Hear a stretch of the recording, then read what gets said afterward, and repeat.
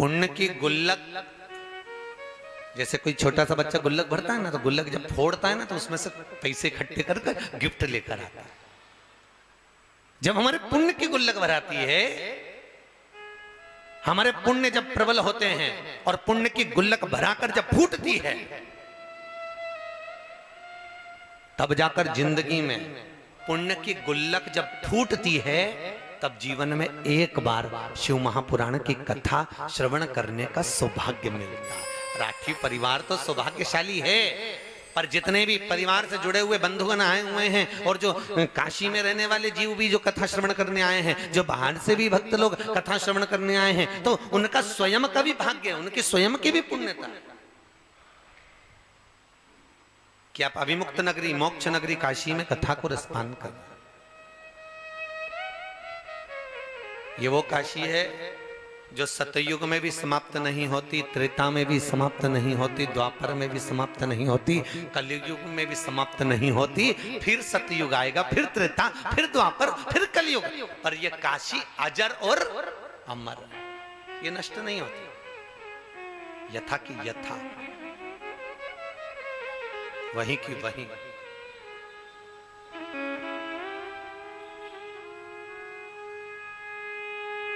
हजारों वर्ष निकल गए, हजारों वर्ष, और गंगा के पावन तट पर विराजमान भगवान विश्वनाथ नित्य प्रति भगवती स्मरण करते हैं।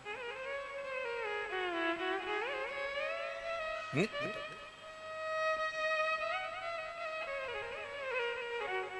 और एक बात हम अपनी जिंदगी में उतार कर रखी है, उसका नाम ही विश्वनाथ है। किसी 33 कोटि देवी देवता के आगे विश्वनाथ नाम नहीं जुड़ा। जुड़ा है क्या? किसी भी देवता को उठा लो, 33 कोटि देवी देवताओं को उठाकर देखिए, किसी के नाम के आगे विश्वनाथ का संबोधन नहीं है। अगर विश्वनाथ का संबोधन है तो मेरा देवाधिदेव महादेव के नाम के आगे है, क्योंकि वो भरण पोषण करने वाला।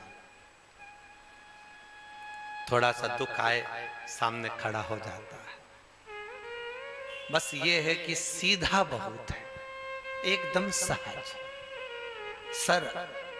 भगवान विष्णु के पूजन के लिए लड्डू, पेड़ा, छप्पन भोग, फूल, माला सब कुछ चाहिए।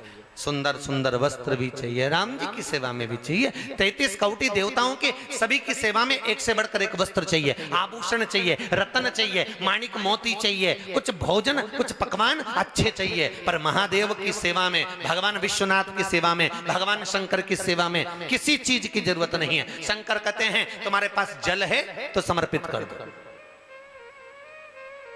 जल हो तो समर्पित कर दो। एक बहुत अच्छा प्रश्न है महाराज।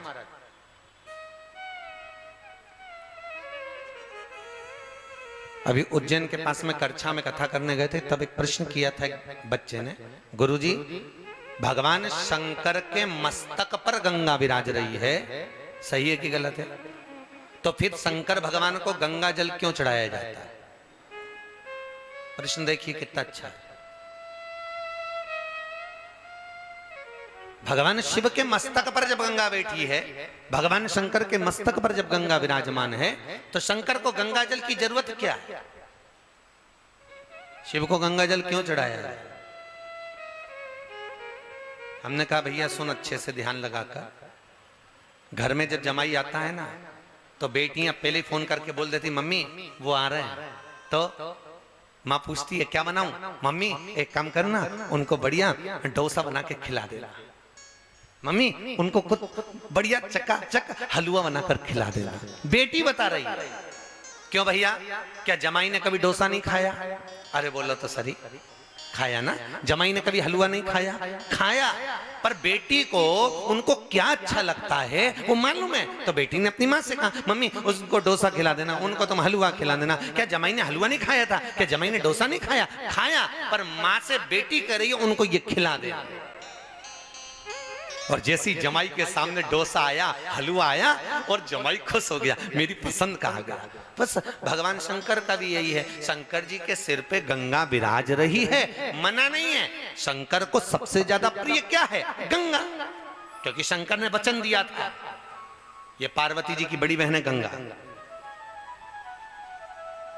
जितनी माता पार्वती शंकर को चाहती है उससे 10,000 गुना गंगा शंकर को चाहती है। इतनी प्रिय है गंगा शिव को। गंगा जैसे पार्वती जी ने हजारों वर्ष तक तप किया शंकर को पति बनाने के लिए, तो गंगा मैया ने भी हजारों वर्ष तक तप किया शिव को पति बनाने के लिए। पर वो कहते हैं ना, एक दिन राधा जी ने भगवान कृष्ण से पूछा था कन्हैया ये बताओ मैं कहां कहां पर हूं। भगवान कहते हैं तू मेरी धड़कनों में, तू मेरी रोम रोम में, तू मेरी नस नस में, तू मेरे दिल में, तू मेरे चित्त में, तू मेरी वृत्ति में, तू मेरे रोम रोम में, तू मेरी श्वासों में। राधा तू सर्वस्व है, हर जगह पर है। फिर राधा ने पूछ लिया कृष्ण ये बताओ मैं कहां नहीं हूं। भगवान कहते हैं राधा तू मेरी किस्मत में नहीं है, तू सब जगह है पर मेरी किस्मत में नहीं है। बस उसी तरह पार्वती और गंगा, गंगा जी ने भी पार्वती ने जितना तप करा उससे हजारों गुना बड़ा तप माता गंगा ने करा। साधना में लीन रहती थी गंगा, तप में लीन रहती थी गंगा, भगवान शिव को अपना बनाने के लिए तत्पर रहती थी गंगा। तत्पर, कुछ भी हो जाए पर शिव मेरे हो जाए। पर गंगा तप करती रही और समय के अनुसार सती मैया जलकर भस्म हुई और पार्वती का जन्म हो गया। पार्वती माता जब जन्मी तो देवऋषि नारद ने कह दिया इसका जो पति होगा वो भस्मी रमाने वाला, जटाजूट बांधने वाला। तो पार्वती जी की माता जी मैनावती ने कह दिया मैं बेटी नहीं ब्याहूंगी, मुझे शादी नहीं करनी, मैं विवाह नहीं करूंगी। नारद जी ने कह दिया अगर एक काम हो सकता है, यदि पार्वती शिव की आराधना करे तो इसको पति के रूप में मिल जाए। बस गंगा समझ गई, जो गंगा इतने समय से शंकर को अपना बनाने का प्रयास कर रही थी, अब उसने और अच्छा मन पक्का बना लिया कि अब तो कुछ भी हो जाए शंकर को अपना बनाना। वो भी तप में लीन हो गई, पार्वती भी तप में लीन हो गई। एक दिन माता पार्वती को मालूम पड़ा कि मेरी बड़ी बहन गंगा शंकर को अपना बनाना चाहती है, अब करूं तो करूं क्या। तो पार्वती जी ने विचार करा अब शिव अगर पति बनेंगे तो एक के ही बनेंगे, या तो गंगा के बने या मेरे बने, क्या करा जाए। तभी माता पार्वती जी ने चाल चली, आज अपनी सहेली को बुलाया और बुलाकर कहा सुन तो मैंने सुना है कोई संत निकल के जाए तो उसके ऊपर पानी का लोटा भर के फेंक दे, उससे क्या होता है।